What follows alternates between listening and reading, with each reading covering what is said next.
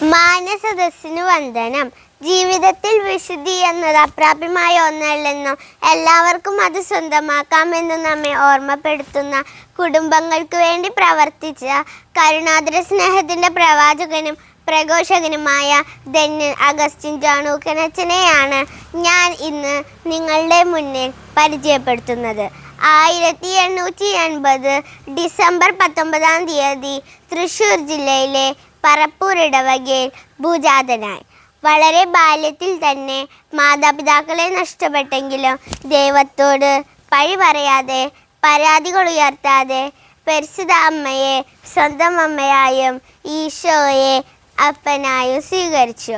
യേശുവിനെ പോലെയാവുക എന്നതാണ് എൻ്റെ ഒരു പ്രതിജ്ഞ എന്ന് ഉദ്ഘോഷിച്ച അദ്ദേഹം തൻ്റെ ആത്മീയ വളർച്ചയിൽ അതീവ ജാഗ്രത പുലർത്തുകയും നിരന്തരവും സ്ഥിരവുമായ പരിശ്രമങ്ങളിലൂടെ വിശുദ്ധിയിലും ക്രിസ്തീയ പുണ്യങ്ങളിലും വളർന്നു വരികയും ചെയ്തു. ക്രൂശിതൻ്റെ ഹൃദയത്തിലെ മുഴുവൻ സ്നേഹവും ഹൃദയത്തിൽ ഉൾക്കൊണ്ടാണ് തൻ്റെ ശുശ്രൂഷാ മേഖലകളിൽ വ്യാപരിച്ചത്. ജാതി മതവർഗ ഭേദമന്യേ എല്ലാ കുടുംബങ്ങളിലും കയറിയിറങ്ങി. അദ്ദേഹം പലപ്പോഴും സന്ദർശിച്ചിരുന്നത് ദാരിദ്ര്യത്തിൽ കഴിയുന്ന കുടുംബങ്ങൾ, രോഗികളുടെയും മരിക്കാനിരിക്കുന്നവരുടെയും വീടുകൾ, ആരും അന്വേഷിക്കാത്ത കുട്ടികൾ.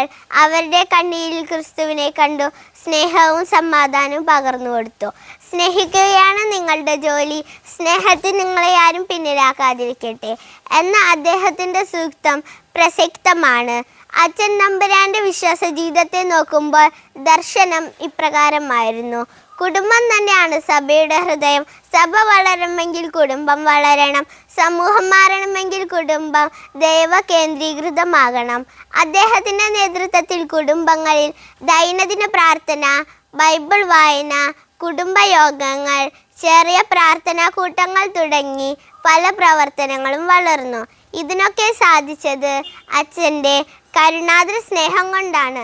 സ്നേഹത്തിൻ്റെ വലിയ ജോലി തുടർന്നു കൊണ്ടുപോകുവാൻ 1944 ചാരിറ്റി സന്യാസിനി സമൂഹത്തിന് രൂപം നൽകി. 1956 സ്വർഗീയ സമ്മാനത്തിന് വിളിക്കപ്പെട്ടു. 2008 ഈ വന്യവൈദികന് ദേവദാസനായും 2018 ധന്യനായും ഉയർത്തി.